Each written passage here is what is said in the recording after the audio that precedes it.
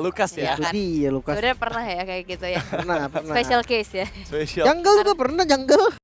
Pernah ya. Pernah. Gold Hai, Lane gue juga pernah ke pernah. Cadera. Hai Goldland pernah. juga pernah. Hai Iya. pernah. Iya benar-benar. Dan Dan oke. oke. Cari aman sih kalau ngeliat dari Glue ya. Ya, kayak last pick untuk menentukan kembali nih kemana larinya Lukas dan juga Kalea. Kalian Romer Lukas Jungle sih. Oke, Sampai berarti dulu ya. EXP ya. EXP untuk Wih, match up dengan match up Glue ya. match up Blue Vovio sudah nggak ada juga. Dairen. Cici ada juga. Kalau mau hero jalan apa Khalid? Kali. Kali TXP. Atau ambil jungle, kalau jungle apa Link? Wow. Debut dari Guinevere. Oke. Dairen ini harusnya Kalea sih. Harusnya ya. Harusnya ya. Gwyn- Atau Gwyn Rom ya? Sutujin yang Gwyn. Nggak Gwyn Rom kayaknya ya. Iya ya, paling make sense memang Gwyn Idok, Rom. Idok yang Gwyn, Oke. Dairen yang pakai Kalea. Wow, hero-hero jarak dekat nih ya bakal menjadi game baku hantam sepertinya. Yap. Inisiasi yang area yang besar juga. Tapi jangan lupakan Aurora mereka punya power agresif ya dengan combo Jowhead Farsa di midnya. Dan kita akan melihat apakah RRQ Hoshi akan mempertahankan 100% game rate mereka ataukah Aura Turkey yang akan menjadi satu pemecah game rate tersebut. Kita akan lihat sama-sama pastinya untuk di game yang kedua di Best of 3 Series match yang pertama untuk hari terakhir di babak group stage. Let's go to the Land of Dawn, Radit dan Lim Kocho. Terima kasih banyak Aul dan kita akan segera masuk ke dalam Land of Dawn match perdana di hari ini di mana Savage telah didapatkan di game yang pertama. Dan apakah mereka mampu untuk mendapatkan Savage kedua mungkin di game kedua antara Aurora Turkey versus RRQ Hoshi. So let's go to the Land of Dawn. Kembali dengan Lukas Jungle ya. Sama juga dengan Suyo. Yang dimana kita akan melihat pattern yang mungkin mirip dengan sebelumnya. Tapi ketika ada Jowhead, dimanapun Jowhead ini ya, pasti akan mempercepat dari jungle di tim tersebut. Mungkin ada sedikit perbedaan karena di mid lane Rosa bisa bermain dengan lumayan agresif, lebih agresif daripada sebelumnya. Karena Cecilia namanya paling beda banget. Stun. Wah, ini cukup berbahaya. Rins terkena efek stun dari Blade Surge, dikejar oleh Rosa yang membuka Wings by Wings. Untungnya masih ada cover dari Idok ya. Dan Players Emblem, 2 Brave Smite, bahkan Valentina juga Brave Smite. Dari sustain juga kan, dan wah ini Apex. Wah, cukup berbahaya dan Susujin, apakah bisa di pick off? Apex 47 justru ter-route play. Susujin nih bos. Darahnya tadi langsung nembak lagi ya. Naik lagi tadi dari darahnya. Tapi ya balik lagi ini mungkin dari yang belum tahu itu efek dari Killing Spree juga kawan-kawan ya. Jadi kayak kelihatan banget kan dampak untuk fighter yang pakai Killing Spree itu bakal efek. Iya, 30% HP dari musuh langsung bisa ke-trigger dan itu membuat Susujin bisa nge-regain lagi HP-nya serta memberikan outplay yang sangat-sangat baik dari agresif movement Apex 47. Kita lihat gimana RRQ sekarang memang akan coba bergerak ke arah bagian bawah. Karena head to head Dairen dan juga Lunar sepertinya agak sedikit tertinggal. Dairen harus bermain jauh lebih hati-hati dibandingkan Lunar yang lebih bisa ngasih poking damage nih ke arah Dairen. Ya, tahan dikit temponya ya. Mungkin tempurnya itu memang di tempat yang udah di setup dengan rapi. Jadi lebih enak juga setupnya. Wah, Lunar dikasih 4 bulan nih. Karena dia tahu butuh badan di turtle. Wah, tapi masalahnya di setup dari RRQ matang banget ya. 3 member dari mereka bersiap juga di lini belakang dan membuat Aurora Turkey harus terbagi harusnya karena Dairen sudah mempersiapkan Tidal Strike yang dituju utama adalah Apex 47. Serangan Tsunami Slam, instant pick off, retribusi dari Susujin berhasil mendapatkan turtle yang pertama.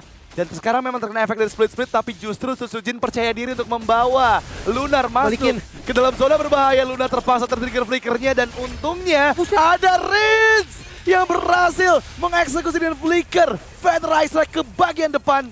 Dan itu tamparan untuk Aurora Turkey. Itu dia, dan gak bisa di cancel tadi. Gak ada lagi cancellation skill yang dimiliki Aurora Turkey sehingga Rins bebas.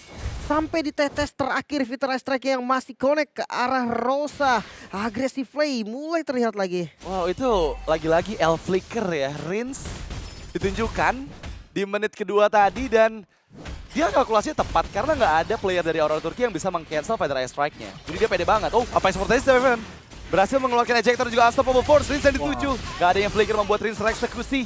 Dan Idok kali ini cukup low. Dipaksa mundur terlebih dahulu. Iya, karena nggak ada flicker sih. Tadi flickernya dipakai untuk offense kan. Jadi lumayan banget nih pergerakan dari Aurora Turkey yang bisa kita bilang mereka tuh nggak kenal nyerah. Ketika ada yang diambil dari mereka, mereka coba untuk ambil balik, lihat levelnya. Bahkan dengan Turtle yang disecure sama Sujin, TNG gak kalah. Iya, ini udah mulai dikejar lagi sama Aurora ya, sedikit demi sedikit. Dan masalahnya mungkin nanti pada saat setup di turtle kedua nih, karena kondisinya dengan gak ada perbedaan seperti ini, harus lebih matang nanti untuk ambush spot dari Idok terutama. Yang tadi udah sempat kita lihat, dia sadar Apex 47 di mana, dia pakai special migrations dan on point ke arah Apex 47. Lagi? Oh, kayak sekarang, special migrations, penalty Quayam, kombinasi skill karena Lunar, follow up yang begitu cepat dari Rins, membuka Feather Ice Strike, tapi masih tercancel dan berhasil memang mendapatkan target yang dituju Lunar down. Gak adanya Feather Ice Strike dari Rosa, ini akan membuat Turtle sepertinya bisa diamankan terlebih dahulu, tapi Sujin cukup low, mencoba untuk escape, gagal sepertinya cover yang dilakukan oleh Rins dan juga Idok. Flick reject yang gagal, Apex 47 justru malah terkena efek knock up dari Tidal Strike Dairen. Dan mereka harus regroup dan sambil menunggu Turtle kedua di setup oleh Aurora Turki. Agak kepentok tadi sebenarnya dari Sujin ya, jadi nggak bisa keluar, tapi Turtle Kali ini Special Migrations lagi-lagi tepat sekali, cover pun diterima oleh Zaman Force kan. Tapi mampukah Toy menyelamatkan Turtle-nya? Gak, ternyata follow up-nya ke arah Apex 47 memang berhasil. Tapi RRQ Hoshi kehilangan Turtle dan sekarang gak perfect Turtle lagi. itu dia, goldnya pun mulai ketarik nih. Masalahnya cukup serius, RRQ mereka nggak boleh lagi terburu-buru, mereka harus sadar sekarang.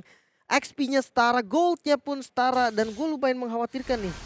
Tohi yang dari tadi belum join nantinya akan menjadi main point dari RRQ juga. Itu harus dikhawatirkan sama Aurora. Oh, Tidal Strike, Dairen. Ini bakal cukup merepotkan sebenarnya karena banyak banget efek sisi dari RRQ Hoshi ya. Bisa Tsunami Slam, Special Migrations, Tidal Strike itu yang bakal merepotkan sekali untuk lini depan dari Aurora Turki. Dan gimana caranya ngasih space dulu untuk Toy agar items yang dibutuhkan selesai, contohnya kayak Starium set sekarang, ini harusnya udah bisa mulai join sih untuk Toy ke arah team fight-nya. Ya, udah bisa ngasih damage lah ya. Iya. Walaupun kalau dibilang maksimalnya nanti ketika Holy mungkin. Jadi Holy Crystal udah berusia amat dan Prince. Siap. Ambil Feather Strike. Ini untuk usir dan defense juga sih. Oke. Masih belum ada pick off yang dilakukan oleh Apex 47 ya, karena baru saja ejector yang digunakan hanya untuk mengamankan lava golem dari RRQ Hoshi. Dan justru hal-hal kecil kayak gitu yang ngebuat sekarang udah gak ada perbedaan gold lagi, Lim. Ya, udah dipegang sama Aurora ya, tapi nggak jauh sih. Ya untuk beberapa pattern yang jalan duluan juga nanti bisa langsung ngebalikin goldnya Apex. Oh no, berbahaya. Dairen memang terkena ejector tapi di tempat yang sama. Sehingga dia nggak berpindah sama sekali ke arah member dari Aurora Turki. Dan harus aware karena kali ini Rosa membuka Feather Ice Strike di zona yang berbahaya. Di depan seorang Sujin. Dia langsung menutup kembali Feather Ice Strike-nya. Tapi dia nge-trigger Unleash the Beast berarti. Iya. Untuk Lukas yang dimana kita tahu dia harus kumpulin lagi energinya kan. Lumayan lama dan lumayan butuh waktu. Seenggaknya untuk next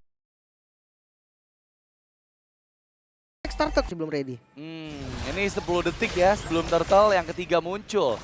Dan ketika Apex 47 mempersiapkan ejector, sudah pasti semua member dari RRQ Hoshi harus dipaksa mundur terlebih dahulu menjauh agar mereka setidaknya nggak kehilangan spell yang mereka miliki. Feather Ice Strike kembali di copy dan RRQ siap untuk kontes di Turtle yang ketiga. Mereka bawa Toy ini, mereka akalin dengan bawa gold lanernya, tapi di atas lihat Water Turret harus direlakan juga. Ini mau nggak mau mereka harus dapat keuntungan di Turtle-nya ya. Nggak boleh sampai ada misretribution dari Sujin. Sama-sama di level 10. Tapi akan seperti apa tim fight-nya? Karena Lunar di bagian depan dan Idok gagal mendapatkan Apex 47. Feather Ice Strike beradu dengan Feather Ice Strike. Sebenarnya dibuka oleh Lunar. Dan sepertinya masih ditahan. Tapi lihat retribution dari Sujin. Berhasil mendapatkan Turtle yang ketiga. Dikejar Rosanya sempat flicker dan menjauh member-member dari Aurora Turki. Memang mereka berhasil escape, tapi RRQ yang mendapatkan keuntungan. Iya, keuntungan hanya di Turtle aja, tapi mid-nya terbuka. Bisa banget dipaksakan dan ya RRQ bisa dapetin mid nih. Ini semua berkat Dairen yang bisa memberikan efek healing effect-nya ya. Itu yang membuat mereka sustain banget dan kali ini nggak ada yang low. Mereka masih bisa team fight lagi. Dan meskipun ada Feather Ice Strike yang dibuka, nggak ada yang bisa dilakukan oleh Aurora Turki untuk mendapatkan player dari RRQ. Tapi 1v1 situation, TNC versus Sujin mencoba untuk menunggu flash combo. Dan itu dia yang didapatkan. Masih bisa menghindar dengan Blasters, TNC dikejar, Rins pun join in. Dan sepertinya eksekusi akan dilakukan oleh Rins, tapi nggak mau terlalu greedy. Nggak mau berkomit, Shockwave Blast dikeluarkan dan berhasil mengeksekusi TNC di bagian atas dengan satu tembakan dari Unleash the Beast-nya. Tapi bayarannya Toy harus tumbang juga di sisi river tadi di arah mid lane. Toy harus hilang. Top lane akan menjadi bonus pasti untuk RRQ. Namun selalu masih ada kompensasi yang diterima oleh Aurora Turki. Iya, dan mereka selalu bisa mengejar sih. Semua gold lead dari RRQ nggak pernah ada di atas 1000 gold. Lagi-lagi trade yang mereka lakukan itu benar-benar berhasil mereka jalankan. Dan meskipun dari point kill kita lihat RRQ jauh leading di atas dari Aurora. Tapi Aurora mereka masih siap untuk kontes di Lord selanjutnya. Barang yang sama ya, Hunter Strike dan War X.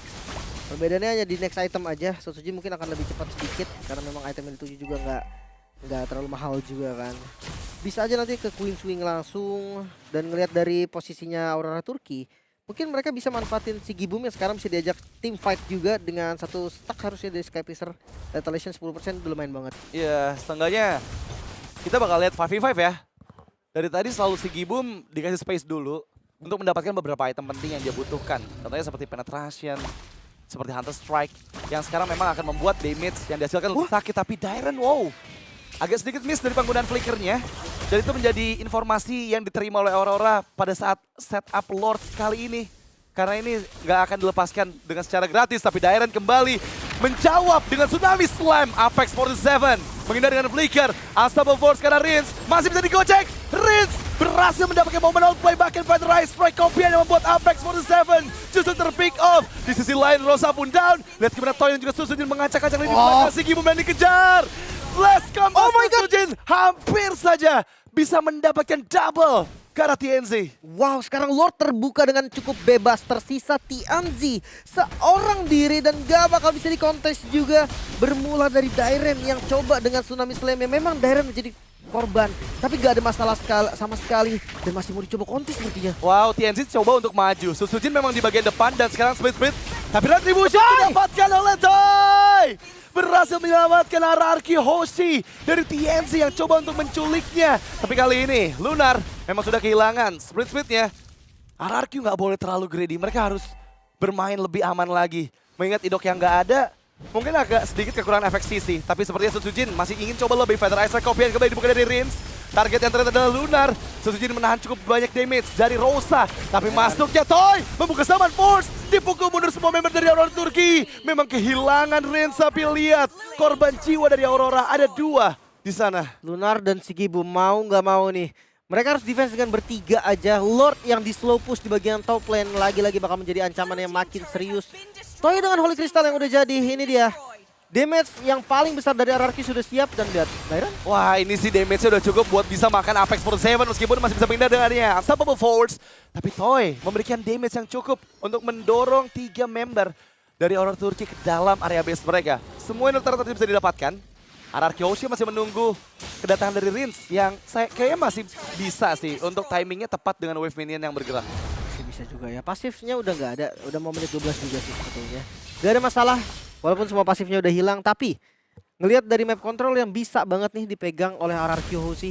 Idok udah langsung di depan, udah ngejaga. Idoknya juga nggak gampang dipunish ya, karena dia punya lompatan bisa dipakai untuk defensif juga. Kayak semua hero dari RRQ ini bisa jump, bikin susah banget untuk ditangkap, apalagi stun pastinya juga minim dari Aurora Turki. Kita bisa lihat dari gold grab-nya. Di awal mungkin ya bisa terbilang standar, tapi tiba-tiba naik banget langsung untuk RRQ. 5.000 gold lead kali ini. Dan wow, berarti kalau sampai ini kondisinya lagi-lagi RRQ mendapatkan kemenangan, mereka sudah 54 hari tanpa kekalahan game sama sekali semenjak di SPS Season 6 lalu, Asia Pasifik. Dan ini benar-benar membuktikan bahwa mereka sangat-sangat solid dan konsisten ya. Bahkan kita bisa bilang dari semua playernya, leading gold. Lunar kali ini dipegang oleh Susujin.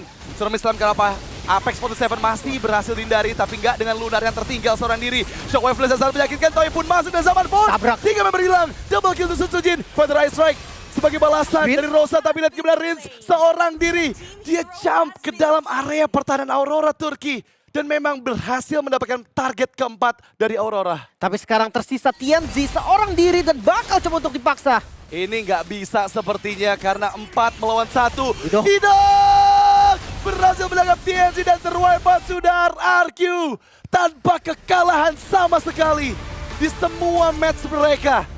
Dan inilah dia RRQ yang sesungguhnya. Sang raja dari segala raja yang membuktikan bahwa benteng mereka terlalu kokoh.